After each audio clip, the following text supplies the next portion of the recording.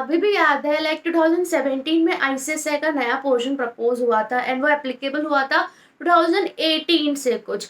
और जब मैं 2019 में प्रोफेशनल में आई थी, तब I was the second one, like हमारी जो बैच थी वो सेकेंड बैच थी जिसको नया पोर्शन एप्लीकेबल हुआ था। एंड मुझे बिलीव नहीं हो रहा, आईसीएसआई ने वापस एक नया पोर्शन लॉन्च किया है। लाइक 5 ईयर्स कंप्लीट हो गए। आईसीएसआई हर 5 ईयर्स में नया पोर्शन लॉन्च करता है। 2017 में उसने लॉन्च किया था, अब 2022 हुआ है, बट ये एप्लीकेबल होने वाला है मार्च 2023 से। Yes guys, welcome back to my channel, this is Neha Patel and कैसे हो आप सब लोग।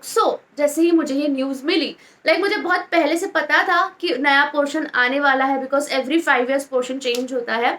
But I was very much amused by looking at the changes what ICSI has made, because I am not in the favor of those changes proposed. कुछ ऐसे changes हैं जो मुझे नहीं अच्छे लगे, कुछ ऐसे हैं जो मुझे अच्छे लगे, and we are going to discuss in detail about all those changes. ठीक है, मुझे ऐसा हो गया कि भाई तुम लोग अभी पास हो जाओ, ठीक है, वरना तुम लोगों को ये नया पोर्शन में आना पड़ेगा।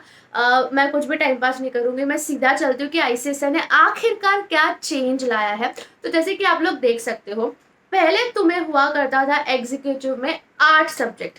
मेरे टाइम पे तो वो 7 था, बट 2017 के बाद से तुमको 8 सब्जेक्ट होने लग गए। बट अभी आईसीएसआई वापस उसको 7 सब्जेक्ट कर रहा है। पहला सब्जेक्ट तो ज्यूरिस्प्रूडेंस है, which is okay. Second subject is company law and practice.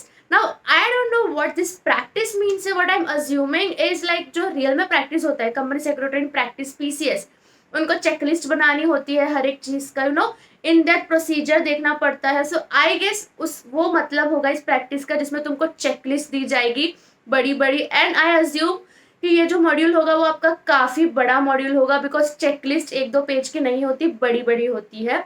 सो ठीक है, आपका पढ़ाई ज्यादा होने वाला है न्यू पोर्शन वालों का।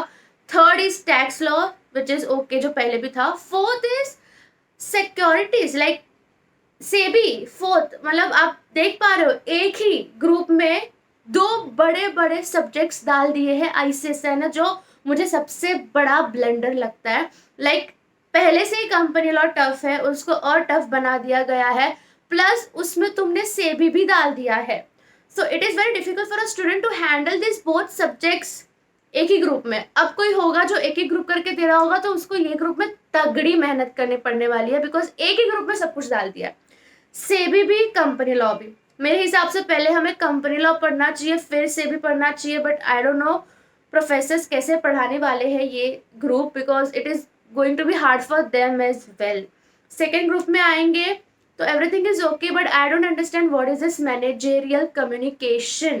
If this is that one subject which we used to have in our foundation, जो business communication हुआ करता था, then this is a total blunder, because वो business communication बहुत easy था, foundation level पे था, नॉर्मल इंग्लिश ग्रामर टाइप का था। अगर वो ये वो सब्जेक्ट है, तो भाई आईसीएसआई, अगर आप तक ये मेरी वीडियो पहुंच रही है तो प्लीज ये एग्जीक्यूटिव से हटाओ, ये एग्जीक्यूटिव में डिजर्व करने वाला सब्जेक्ट नहीं है। बट अगर ये सब्जेक्ट इज इट्स, अगर बोर्ड मीटिंग में हम कैसे बात करते हैं, बोर्ड ऑफ डायरेक्टर्स से हम कैसे कम्युनिकेट करते हैं, प्रोफेशनल से हम कैसे कम्युनिकेट करते हैं, वो सब अगर इस चीज बुक में बताया गया है, then I am okay with it, it is necessary. But I don't know, मैं सिर्फ हेडिंग पढ़ के अज्यूम नहीं कर सकती कि इसमें क्या क्या है, but you have this subject. And next is obviously interpretation of accounts and financial management information. Now I don't know what is this, इसमें आपको प्रैक्टिकल सब्जेक्ट ये है कि सिर्फ थियरी है, प्रैक्टिकल का मुझे नहीं समझ में आ रहा। बट एक बात तो श्योर है कि इसमें आपको प्रैक्टिकल पूरा के पूरा हटा दिया गया है। ठीक है, आप जैसे कि देख सकते हो, प्रैक्टिकल सब्जेक्ट एक भी नहीं है सिवाय के टैक्स में भी आई डोंट अज्यूम कि इतना ज्यादा प्रैक्टिकल होगा। तो जैसे कि सीए में तो सब कुछ ही प्रैक्टिकल होता है।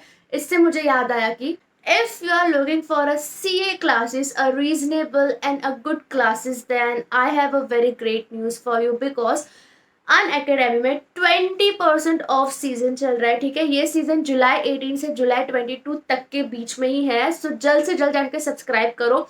आपको मेरा कोड CS नेहा यूज करना है, तब जाके आपको 20% ऑफ मिल सकता है आपके हर एक CA सब्सक्रिप्शन पे। So go and grab this opportunity. Yes guys, back to video. एक भी प्रैक्टिकल सब्जेक्ट्स नहीं है आपको एग्जीक्यूटिव में, which is a complete loss for students, हमको थोड़ा प्रैक्टिकल नॉलेज होना चाहिए, स्पेशली अकाउंट्स.